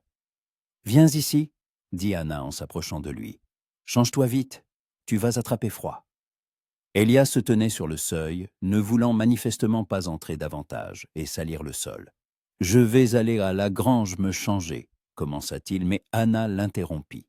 « Tu es complètement gelé. »« Il fait froid dans la grange, il n'y a pas de poêle. Change-toi ici. » Il hésita, puis hocha la tête. Anna se détourna pour lui laisser le temps de se déshabiller. Elle l'entendit retirer sa chemise mouillée, le tissu bruire. Puis, le silence. « Je n'ai pas de vêtements secs ici, » dit-il maladroitement. « Tout est dans la grange. » Anna se retourna. Elias se tenait pieds nus, dans un pantalon mouillé, le torse nu. Elle ne put s'empêcher de le regarder. Son corps était sec et musclé par le dur labeur, et plusieurs cicatrices étaient visibles sur sa poitrine. Elle détourna rapidement les yeux, sentant ses joues brûler. « Attends !» dit-elle en se dirigeant vers la chambre. Elle sortit une couverture de rechange de la commode et revint. Elle la tendit à Elias. « Couvre-toi avec ça en attendant que je sèche tes vêtements, » dit-elle. « Et assieds-toi près du poêle. Je vais faire du thé. » Elias prit la couverture, l'enroula autour de ses épaules et s'assit sur le banc. Anna étendit sa chemise près du poêle, puis mit la bouilloire sur le feu. Elle versa le thé chaud dans des tasses et en tendit une à Elias. Leurs doigts se frôlèrent un instant, et Anna sentit la chaleur de sa peau. Ils étaient assis côte à côte près du poêle, buvant du thé, et pour la première fois en 2 semaines, il n'y avait plus cette distance tendue entre eux. Peut-être était-ce la chaleur, le bruit de la pluie dehors, le fait qu'ils étaient tous les deux fatigués et trempés, ou peut-être le fait qu'ils avaient passé plus de temps ensemble ce jour-là que pendant tout le temps précédent. « Merci pour aujourd'hui, » dit doucement Anna. « Pour les robes, pour la laine, pour penser à moi. » Elias la regarda par-dessus le bord de sa tasse. « Je suis ton mari, » répondit-il simplement. « C'est mon devoir. »« Mais tu fais plus que ton simple devoir, » rétorqua Anna. « Tu es bon avec moi. Malgré tout. » Elias détourna le regard, fixant le feu dans le poêle. « J'essaie, » avoua-t-il. « J'essaie de ne pas t'en vouloir. Je comprends que tu aies agi ainsi par peur, mais parfois, c'est difficile. Difficile d'accepter ce qui s'est passé. Pas ta faute, mais la situation elle-même. Savoir que sous mon toit vit une femme qui porte le fruit de la violence d'un autre. Savoir que je ne peux rien y faire. » Anna écoutait, et son cœur se serrait de douleur. Il était honnête avec elle, et c'était plus effrayant que la colère. « Je comprends, » murmura-t-elle. « Je comprends combien c'est difficile pour toi. Si tu veux, je peux trouver un autre endroit après la naissance de l'enfant. Ne pas t'obliger, non. » L'interrompit brusquement Elias. « J'ai donné ma parole. J'ai dit que tu resterais, et je la tiendrai. C'est juste, donne-moi du temps. Le temps de m'habituer. Le temps d'accepter. » Anna hocha la tête, ne faisant pas confiance à sa voix. Ils se turent de nouveau, mais cette fois le silence n'était pas froid, mais plutôt las et honnête. La chemise d'Elias sécha, et il se rhabilla, tourné vers le coin de la pièce. Anna prépara un dîner léger, une soupe de légumes en conserve et du pain. Ils mangèrent, puis Hana débarrassa la table tandis qu'Elias s'asseyait dans le fauteuil avec un livre. Hana sortit la laine qu'elle avait achetée et commença à tricoter. Le cliquetis des aiguilles était régulier, monotone, apaisant. Elle tricotait un petit gilet, imaginant le moment où elle l'enfilerait à son enfant. Un garçon ou une fille, elle ne le savait pas. Mais l'enfant serait en bonne santé, il serait aimé. Elle ferait tout pour qu'il ne se sente jamais indésirable. « Que tricotes-tu » demanda Elias, levant les yeux de son livre. « Un petit gilet » répondit Hana. « Pour le bébé. » Elias hocha la tête et se replongea dans sa lecture. Mais quelques minutes plus tard, il releva de nouveau les yeux. « Tu tricotes bien, dit-il, c'est régulier. »« Ma mère m'a appris, » sourit Hana. Elle disait qu'une femme doit savoir créer de la chaleur avec ses mains. C'était une femme sage, remarqua Elias. Oui, acquiesça Hana. Très sage. Ils se replongèrent dans le silence, mais il était maintenant rempli de quelque chose d'autre. Pas d'intimité, non, mais peut-être le début d'une compréhension. Deux personnes, liées par un mariage de nécessité, apprenaient à exister l'une à côté de l'autre, apprenaient à voir en l'autre non seulement une source d'inconfort, mais un être humain avec sa propre douleur et sa propre histoire. Quand vint l'heure de dormir, Elias, comme d'habitude, se dirigea vers la porte. Elias l'appela Hana. Il fait très froid dans la grange. Peut-être pourrais-tu rester ici. Je peux dormir dans le fauteuil et toi dans le lit. Il s'arrêta, visiblement en train de réfléchir. Non, dit-il enfin. Tu es enceinte, tu as besoin du lit. Je suis habitué à la grange. Tout va bien. Il sortit et Hana resta seule. Elle se coucha, écoutant la pluie se calmer, et pensait à cette étrange journée, à la façon dont Elias avait pris soin d'elle, à leur première conversation honnête, sans sous-entendu, au fait que peut-être il pourrait y avoir entre eux quelque chose de plus qu'un simple accord de survie. Peut-être que un jour, cela deviendrait un véritable mariage. Pas passionné, pas romantique, mais construit sur le respect et la compréhension. Elle ferma les yeux et se permit d'espérer. La semaine passa vite. Novembre s'installa pour de bon. Le matin, le sol était gelé et le ciel était couvert de lourds nuages de gris prometteurs de neige. Hana passait ses journées à s'affairer, s'habituant au rythme de la vie au ranch. Elle apprit à entretenir le feu du poêle pour que la chaleur dure toute la journée, à faire du pain au levain qu'Elias conservait dans un pot en terre cuite, à raccommoder les vêtements de manière presque invisible. Elias travaillait sans relâche. Il réparait le toit de la grange avant les chutes de neige, préparait du bois de chauffage, renforçait l'enclos des chevaux. Il rentrait pour le déjeuner et le dîner, silencieux et fatigué. Mais Hana remarquait que ses regards dans sa direction s'étaient adoucis. Il ne détournait plus les yeux lorsqu'ils se croisaient. Et parfois, il posait même des questions. Comment elle se sentait, si elle n'était pas trop fatiguée, si elle n'avait besoin de rien. Le vendredi, ils retournèrent à Redstone pour récupérer les robes. Madame Turner les accueillit avec un sourire et leur montra son travail. Les 3 robes étaient superbement confectionnées. Les coutures étaient droites. Le tissu tombait bien et la coupe permettait de les porter à n'importe quel stade de la grossesse. « Essaie-les, ma chère », proposa la couturière en désignant l'arrière-boutique. Hana enfila d'abord la robe vert foncé. Elle était simple, pratique, avec des manches longues et un col montant, mais elle lui allait parfaitement. Elle sortit pour la montrer à Elias et le vit l'examiner attentivement de la tête aux pieds. « C'est bien, » dit-il brièvement, et sa voix trahissait son approbation. « Cette couleur te va bien. » Hana sentit une chaleur l'envahir à ces simples mots. Elias faisait rarement des compliments, et chacun d'eux était précieux par sa rareté. Ils rentrèrent à la maison avec les 3 nouvelles robes, soigneusement emballées dans du papier. En chemin, Elias quitta soudain la route principale pour un sentier étroit menant vers la forêt. « Où allons-nous » demanda Hana avec curiosité. « Je veux te montrer quelque chose. répondit Élias. Ce n'est pas loin. Ils roulèrent une dizaine de minutes à travers une forêt clairsemée, où les branches nues des arbres s'entrelaquaient au-dessus de leur tête, créant des motifs étranges sur le fond de ciel gris. Finalement, Élias arrêta le chariot dans une petite clairière au bord de laquelle coulait un ruisseau. « Voilà, » dit-il en montrant l'eau. « En été, cet endroit, et c'est très beau. Ma mère aimait venir ici. Elle disait qu'ici, on pouvait penser à de bonnes choses. » Anna descendit du chariot et s'approcha. Le ruisseau murmurait doucement en se faufilant d'entre les pierres. L'eau était transparente, glaciale. Le silence régnait, seulement troublé par le bruit de la et le cri rare d'un oiseau. « C'est vraiment magnifique ici, » dit Hannah. « Merci de m'avoir montré cet endroit. » Élias se tenait à côté, les mains dans les poches de sa veste.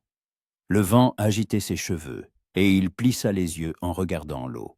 « Je viens parfois ici quand j'ai besoin de réfléchir, » avoua-t-il. « Après la mort de ma mère, je venais souvent. J'avais l'impression qu'elle était encore là, près de moi. » Hannah se tourna vers lui. « Tu l'aimais beaucoup ?» dit-elle doucement. « Oui, » répondit simplement Élias. Elle était la seule personne qui me comprenait vraiment. Mon père était sévère, exigeant. Mon frère a toujours voulu partir, chercher l'aventure. Mais ma mère aimait cette terre autant que moi. Elle comprenait pourquoi je ne voulais pas partir. Il se tut, puis ajouta « J'ai pensé que tu pourrais aussi venir ici, quand les choses deviennent difficiles ou que tu as envie de silence. Tu te souviendras du chemin ?»« Je m'en souviendrai, » acquiesça Hannah, le cœur rempli de gratitude. Élias partageait avec elle quelque chose de personnel, d'intime. C'était plus que de lui montrer un bel endroit. C'était une invitation dans son monde. Ils retournèrent au ranch à la nuit tombée. Pendant que Hannah préparait le dîner, Élias disparut dans la grange. Elle l'entendit scier quelque chose, marteler. La curiosité la dévorait, mais elle n'alla pas voir, respectant son désir de travailler seule. Au dîner, Élias était pensif. Il mangeait lentement, jetant de temps en temps des regards à Hannah, comme s'il réfléchissait à quelque chose d'important. « Le véritable hiver va bientôt arriver, » dit-il enfin. « La neige peut tomber n'importe quel jour. Les routes seront bloquées, et on ne pourra pas aller en ville pendant des semaines. »« Je comprends, » acquiesça Hannah. « Faut-il acheter autre chose ?»« Non, nous avons assez de tout. C'est juste que, si tu te sens mal, on ne pourra pas faire venir le médecin rapidement. Le voisin le plus proche est à 5 miles, tu seras pratiquement seul. » Hannah comprit de quoi il s'inquiétait. « Je serai prudente, » promit-elle. « Je ne ferai rien de lourd. » Élias hocha la tête, mais l'inquiétude ne quitta pas son visage. « J'ai pensé, » commença-t-il, puis il hésita. « J'ai pensé que je devrais m'installer dans la maison, dormir ici, et non dans la grange. Si tu te sens mal la nuit, je serai là. » Hannah leva les yeux, surprise. « Mais où dormiras-tu? Il n'y a qu'un seul lit. »« Je peux dormir par terre, près du poêle, » répondit Élias. « Je mettrai des couvertures, ce sera chaud et confortable. L'important, c'est que j'entendrai si quelque chose arrive. » Hannah ne savait que dire. Elle comprenait que c'était un grand pas pour lui, que cela signifiait renoncer à sa solitude habituelle, à son espace personnel. « Si tu en es sûre, » dit-elle doucement, « je t'en serai reconnaissante. J'avoue que parfois, la nuit, j'ai peur. La maison craque, le vent hurle, et je me dis que si quelque chose arrivait, tu n'entendrais pas depuis la grange. »« C'est donc décidé, » acquiesça Élias. « Je déménage mes affaires dès ce soir. » Après le dîner, il apporta de la grange son baluchon de vêtements et quelques couvertures. Il les étendit près du poêle, créant un lit improvisé. Hannah lui donna son oreiller, mais il refusa. « Tu n'en as qu'un, tu en as besoin, dit-il. Je suis bien sans oreiller. » Quand vint l'heure de se coucher, une gêne s'installa entre eux. Ils savaient tous les deux que c'était la première fois qu'ils dormiraient sous le même toit, dans la même pièce, bien qu'à une distance respectable. Anna alla dans la chambre et ferma la porte. Elle enfila sa chemise de nuit et se coucha. De l'autre côté du mur, elle entendait Elias bouger, s'installer. Puis la lumière s'éteignit et le silence tomba. C'était étrange pour Anna de savoir qu'il était là, à quelques pas seulement. Mais en même temps, c'était rassurant. Elle n'était pas seule. Si quelque chose arrivait, il était là. Les jours suivants établirent un nouvel ordre. Elias dormait près du poêle, se réveillait le premier, allumait le feu et partait travailler. Anna se levait ensuite, préparait le petit déjeuner. Ils mangeaient ensemble, échangeaient quelques phrases, puis chacun vaquait à ses occupations. Le soir, ils s'asseyaient près du poêle. Elias lisait ou réparait quelque chose. Anna tricotait des vêtements pour bébé ou cousait. Parfois, ils parlaient. De petites choses, du temps, du travail au ranch, des nouvelles qu'Elias avait entendues en ville. Mais parfois, les conversations devenaient plus profondes. Elias parlait de ses parents, de son frère, de ce qu'était la vie ici autrefois. Anna partageait des souvenirs de sa mère, de son travail de couturière à Saint-Louis, des livres qu'elle aimait lire. Il ne parlait pas de ce qui lui était arrivé. Il ne parlait pas de l'avenir. Ces sujets étaient trop douloureux, trop complexes. Mais ils apprenaient à être ensemble, à se comprendre sans mots. Un soir, alors que Anna tricotait un autre petit gilet, Elias demanda soudain « As-tu pensé à un nom pour l'enfant » Anna leva les yeux, surprise par la question. « Je ne sais pas », avoua-t-elle. « Je n'y ai pas pensé. C'est comme si j'avais peur de me projeter. » Elias hocha la tête, compréhensif. « Ma mère s'appelait Élisabeth, dit-il après une pause. Si c'est une fille, tu pourrais l'appeler ainsi, si tu le souhaites. » Anna sentit une boule se former dans sa gorge. « C'est un joli nom, » murmura-t-elle. « Merci. » Elias haussa les épaules, comme embarrassé par ses propres mots, et se replongea dans son livre. Le lendemain, la première neige tomba. De gros flocons descendaient du ciel, lentement, paresseusement, recouvrant la terre d'un manteau blanc. Anna se tenait à la fenêtre, fascinée par le spectacle. Elle avait grandi en ville, où la neige se transformait rapidement en une boue sale. Ici, elle était pure, immaculée, magnifique. « C'est beau, n'est-ce pas ?» dit Elias en s'approchant d'elle. « Très beau, » acquiesça Anna. « Je n'ai jamais vu autant de neige. »« Ce n'est que le début, » sourit-il. « En janvier, il y aura des congères jusqu'à la taille. » Anna posa involontairement une main sur son ventre. Sous sa robe, une petite rondeur commençait à se dessiner, de plus en plus visible chaque jour. Elias suivit son geste du regard, et quelque chose passa dans ses yeux. « Comment va-t-il » demanda-t-il soudain. « Le bébé, sens-tu quelque chose ?» Anna fut surprise. Elias n'avait jamais posé la question aussi directement. « Rien de spécial pour l'instant, » répondit-elle. « Le docteur a dit que les mouvements commenceraient vers 4 mois. Il est encore trop petit. » Elias hocha la tête, puis regarda de nouveau par la fenêtre. La neige tombait, tombait, transformant le monde en un vide blanc. « Je fabrique un bessaut, » dit-il soudain.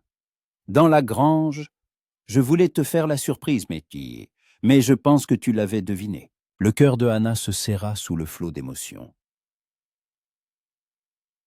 « Tu fabriques un berceau, » répéta-t-elle doucement, « pour le bébé. » Oui, Elias la regarda. Il vivra dans cette maison. Il y a besoin d'un lit.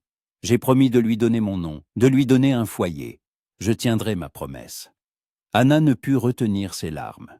Elles coulèrent sur ses joues, et elle n'essaya même pas de les cacher. Elias la regarda avec inquiétude. « J'ai dit quelque chose de mal ?» demanda-t-il. Non, Anna secoua la tête, souriant à travers ses larmes. « Tu as dit tout ce qu'il fallait. Merci, Elias, pour tout. » Il tendit maladroitement la main et toucha doucement son épaule. Le contact fut bref, mais il y avait du soutien, de la compréhension. Le soir même, alors qu'ils étaient assis près du poêle, Elias posa soudain son livre et regarda Anna. « Puis-je te poser une question ?» demanda-t-il. « Bien sûr !» répondit Anna en posant son tricot. « As-tu peur de l'accouchement » demanda-t-il directement. As-tu peur de ne pas y arriver? Hannah réfléchit. Elle essayait de ne pas y penser, chasser ses pensées, mais la peur vivait toujours en elle. J'ai peur, avoua-t-elle honnêtement. J'ai peur de la douleur. J'ai peur que quelque chose se passe mal. J'ai peur d'être seule si l'accouchement commence en hiver et que le médecin ne peut pas venir. Elias écoutait attentivement, sans l'interrompre. « Je ferai tout mon possible pour que tu ne sois pas seule, dit-il. Si l'accouchement commence et que le médecin ne peut pas venir, je demanderai à Madame Clark. Elle a mis au monde de nombreux enfants en ville, où je trouverai une autre femme pour aider. Je te le promets. » Merci, murmura Hannah. Ils se replongèrent dans le silence, mais il était chaleureux, presque intime. Le feu crépitait dans le poêle, le vent hurlait dehors, et ils étaient assis l'un à côté de l'autre, deux personnes que le destin avait réunies, et qui apprenaient peu à peu à être une famille. Décembre commença avec de fortes gelées. La température chuta si bas que l'eau dans le seau près de la porte gelait pendant la nuit. Elias entretenait le feu du poêle, presque sans interruption, pour que la maison reste chaude. Hannah essayait de ne pas sortir sans nécessité absolue, et quand elle le faisait, elle s'emmitouflait dans tous les vêtements chauds qu'elle possédait. Un matin, alors que Hannah se levait pour aller à la cuisine, une faiblesse soudaine la submergea. Sa tête se mit à tourner, des taches noires dansèrent tentées devant ses yeux. Elle s'agrippa au bord de la table pour ne pas tomber, mais ses genoux plièrent. « Elia » appela-t-elle faiblement, et sentit aussitôt des bras puissants la saisir. Il la prit dans ses bras et la porta délicatement jusqu'au lit. Il la déposa, la couvrit d'une couverture.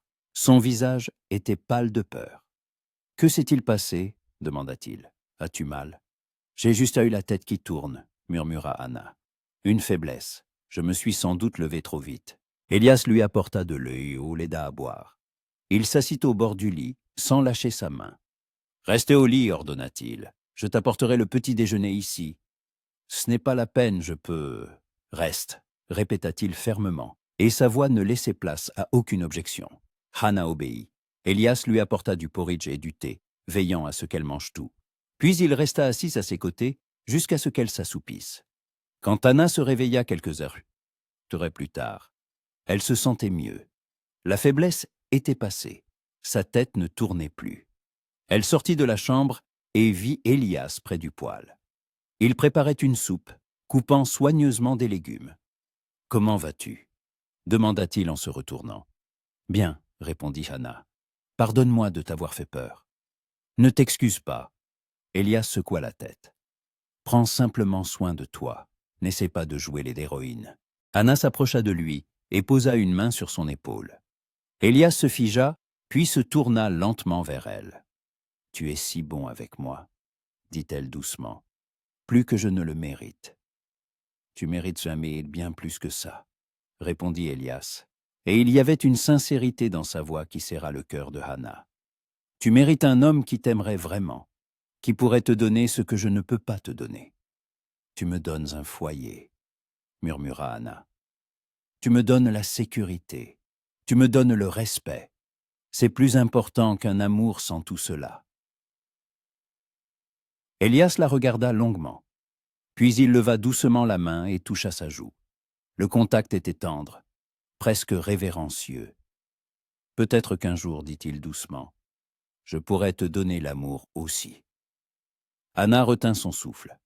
L'air entre eux sembla s'épaissir, se remplir de quelque chose de nouveau, d'effrayant et d'excitant à la fois.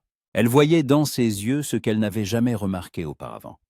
Pas seulement de la compassion ou de la pitié, mais quelque chose de plus, un sentiment naissant, encore trop fragile pour être nommé à voix haute.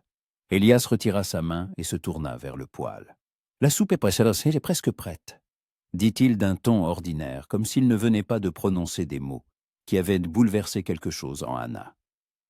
Ils mangèrent en silence, mais le silence était rempli de non-dits. Quelque chose avait changé entre eux ce jour-là. Une frontière invisible avait été franchie. Le soir, alors que Hannah tricotait, et qu'Élias lisait. Elle sentit soudain quelque chose d'étrange. Un léger frémissement à l'intérieur, comme des ailes de papillon. Elle se figea, à l'écoute. Là, encore. Un mouvement doux, presque imperceptible. « Élias » l'appela-t-elle doucement. « Je crois que j'ai senti le bébé. » Il posa instantanément son livre et s'approcha d'elle. Vraiment, sa voix était empreinte d'excitation. Comment c'est ? Comme si quelque chose avait bougé à l'intérieur, Hannah posa une main sur son ventre. Très léger. Mais je l'ai bien senti. Élias regardait son ventre avec une expression de merveille. « C'est un bon signe, dit-il. Ça veut dire qu'il va bien. » Il grandit. Hannah leva les yeux vers lui et vit sur son visage ce qu'elle ne s'attendait pas à voir. Pas seulement du soulagement ou de la satisfaction, mais quelque chose qui ressemblait à de la fierté paternelle. « Notre enfant », prononça Élias doucement, presque pour lui-même, mais Hannah l'entendit. « Notre. Pas le tien, notre. » Les larmes lui montèrent de nouveau aux yeux, mais cette fois, c'étaient des larmes de bonheur. Un bonheur pur, authentique, qu'elle n'avait pas ressenti depuis si longtemps.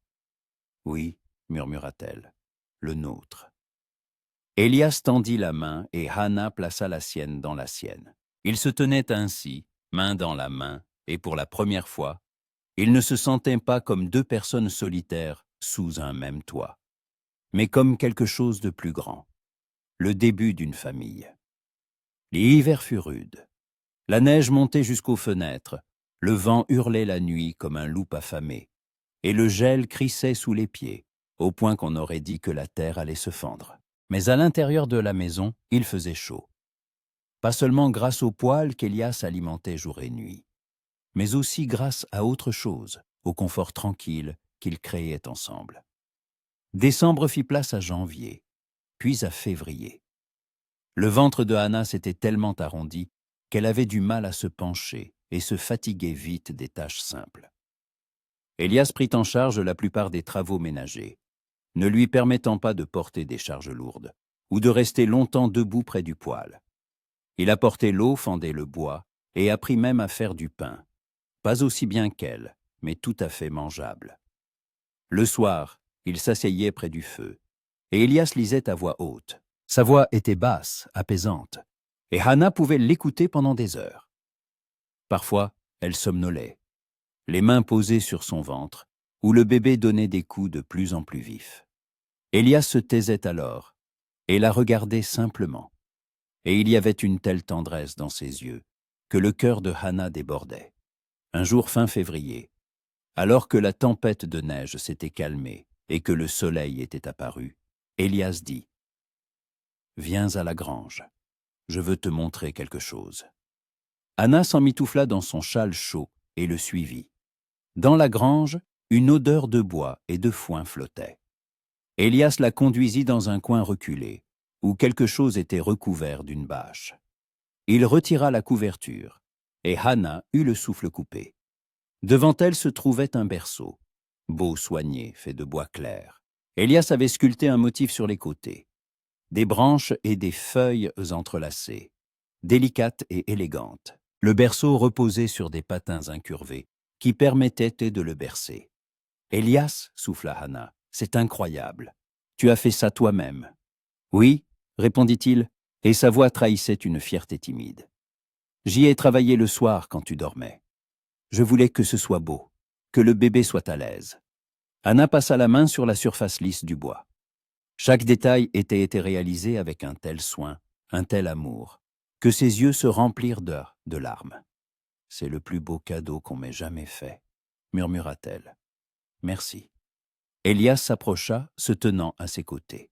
« Je veux que tu saches, dit-il doucement, que cet enfant n'est pas un étranger pour moi. Quand je travaillais sur ce berceau, je pensais à lui, à la façon dont il serait couché ici, comment je le bercerais la nuit quand il n'arriverait pas à dormir. Je pensais à lui apprendre à monter à cheval, à travailler la terre, à être un homme honnête. Il sera mon fils, ou ma fille, peu importe, il sera mien. » Hannah se tourna vers lui, et les larmes coulaient sans cesse sur ses joues.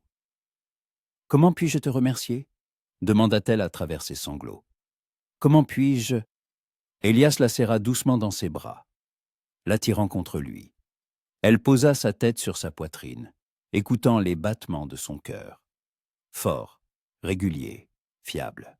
« Tu m'as déjà remercié ?» dit-il en lui caressant les cheveux. « Tu m'as donné une raison de me lever le matin. Tu as donné vie à cette maison. Tu m'as fait comprendre que je pouvais être plus qu'un fermier solitaire, portant le fardeau de son passé. Je peux être un mari.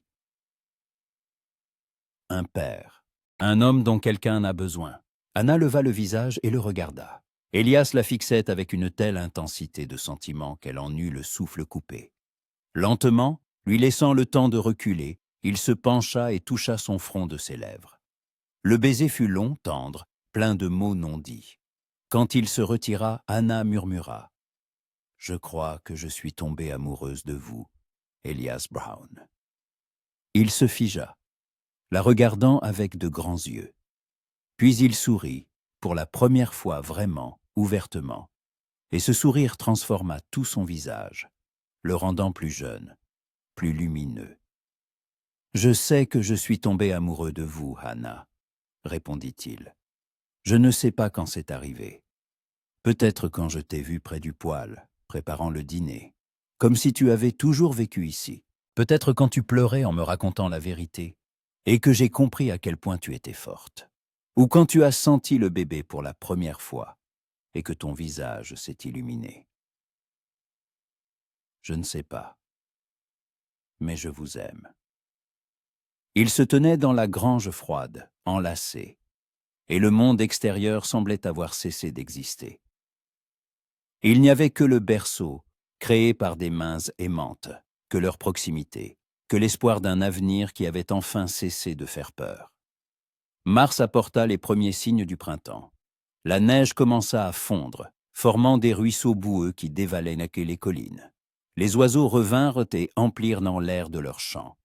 Anna sentait le bébé devenir plus lourd, descendre plus bas, se préparant à naître. Le docteur Wilson vint 2 fois en mars, vérifiant son état, lui disant que tout allait bien, que l'accouchement aurait lieu en mai, comme prévu. Elias transporta le berceau dans la maison et le plaça dans la chambre, à côté du lit. Anna le garnit d'une couverture douce qu'elle avait tricotée elle-même. Y déposa de petits gilets et des langes. Chaque fois qu'elle regardait ce berceau, son cœur se remplissait de gratitude.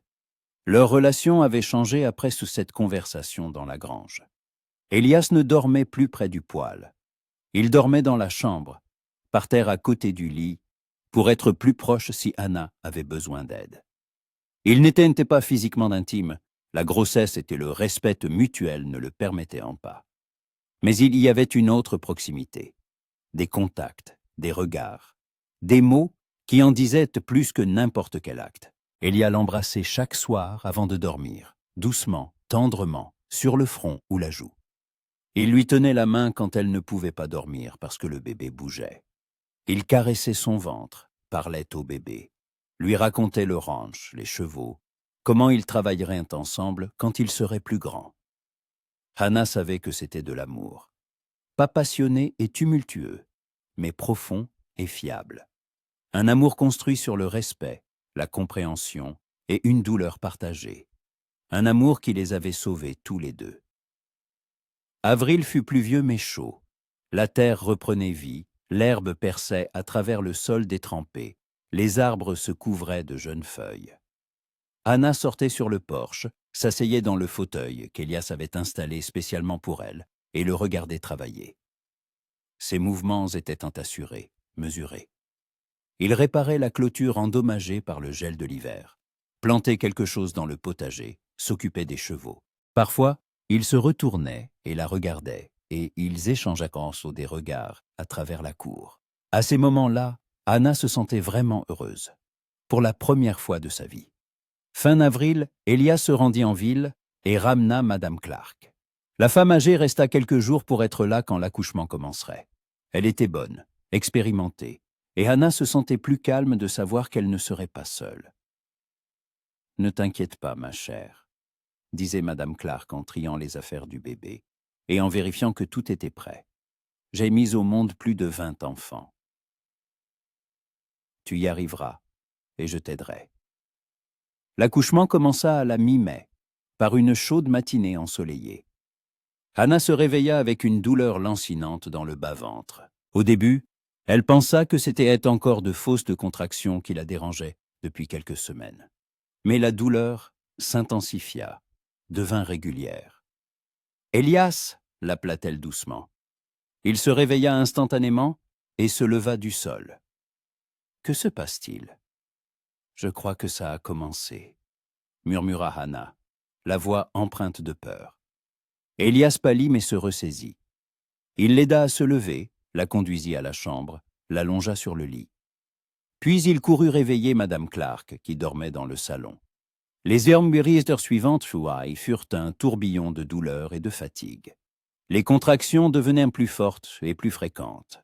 Madame Clark dirigeait le processus calmement, avec assurance, disant à Hannah quand respirer, quand pousser. Elias lui tenait la main, ne la quittant pas d'un pas, bien que son visage fût blanc d'inquiétude. « Tu t'en sors bien ?» lui murmurait-il à l'oreille, entre les contractions. « Tu es forte, Hannah, la femme la plus forte que je connaisse. » La douleur était insupportable. Mais Hannah tenait bon. Elle pensait au bébé, au fait qu'elle le verrait bientôt, le prendrait dans ses bras. Elle pensait à Elias, au fait qu'il était là, qu'elle n'était pas seule. Alors que le soleil déclinait, Madame Clark dit « Encore un peu, ma chère, encore un effort. » Hannah rassembla ses dernières forces et poussa de toutes ses forces. Et soudain, la douleur cessa, et un cri retentit dans la pièce. Un cri fin, perçant, magnifique. « Une fille !» annonça Madame Clark en soulevant le petit paquet. « Une fille saine et robuste. » Hannah pleura de soulagement et de bonheur.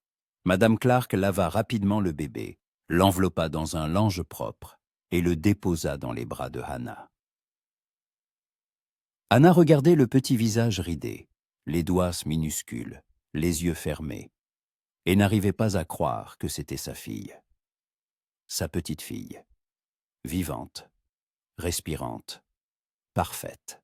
Elias se tenait à côté, regardant l'enfant avec une telle révérence, comme s'il assistait à un miracle, et peut-être que c'en était un. « Puis-je la prendre ?» demanda-t-il d'une voix rauque.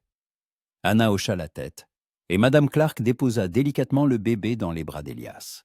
Il tenait la petite fille avec tant de précaution, comme si elle était en verre, et la regardait avec une telle expression que Hannah comprit qu'il l'aimait déjà, de tout son cœur, sans condition. « Salut, petite » murmura Elias, la voix tremblante. « Je suis ton papa. Je te protégerai toute ta vie. Je te le promets. » Hannah les regardait, son mari tenant sa fille, et savait que c'était la vérité. Il aimerait cette petite fille comme la sienne.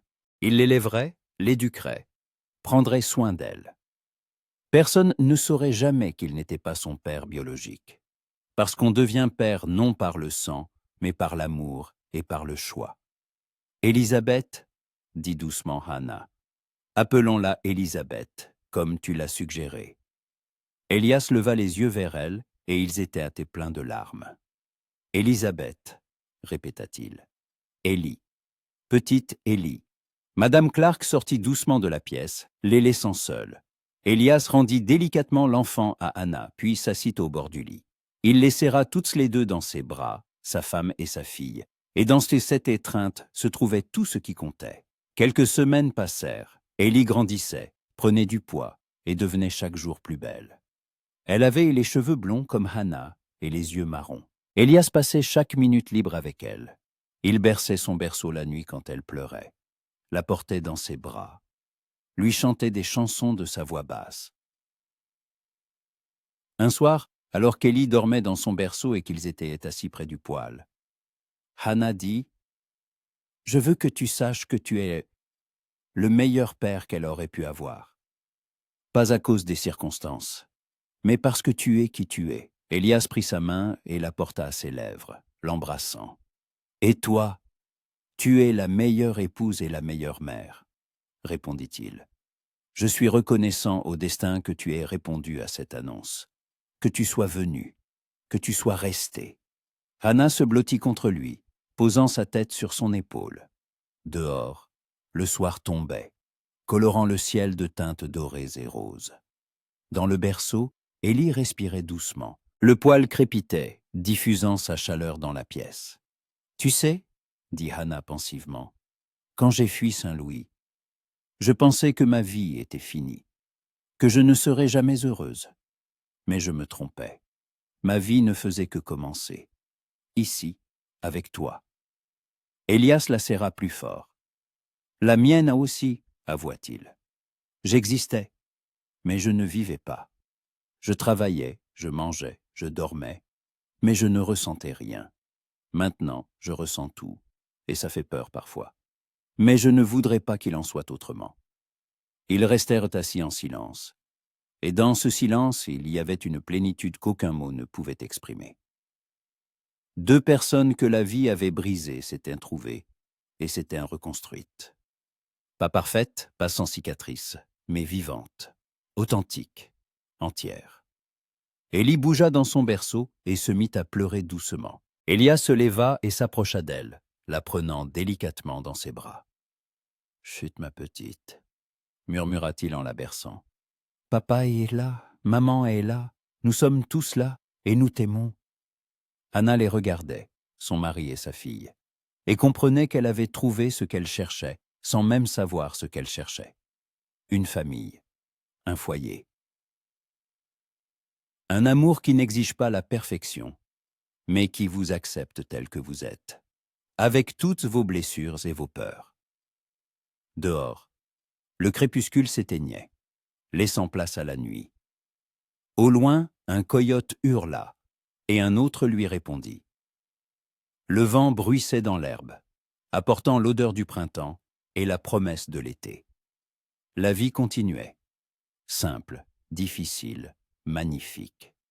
Et dans la petite maison du ranch, perdue, au milieu des prairies du Far West, trois cœurs battaient à l'unisson. Un homme, une femme et un enfant, qu'ils aimeraient et élèveraient ensemble. Une famille née non du sang, mais du choix, du pardon, de l'espoir. Elias reposa doucement Élie endormi dans son berceau et retourna auprès de Hana. Il lui tendit la main et elle plaça la sienne dans la sienne. Ils n'avaient pas besoin de mots. Tout ce qui devait être dit l'avait déjà été.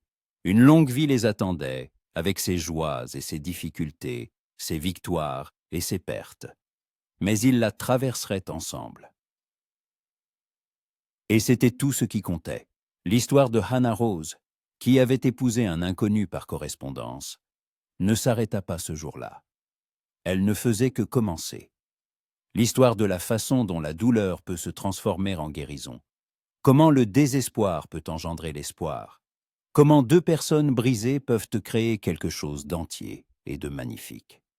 L'histoire d'un amour qui ne vient pas au premier regard, mais qui grandit lentement, comme un arbre, enracinant profondément ses racines dans la terre.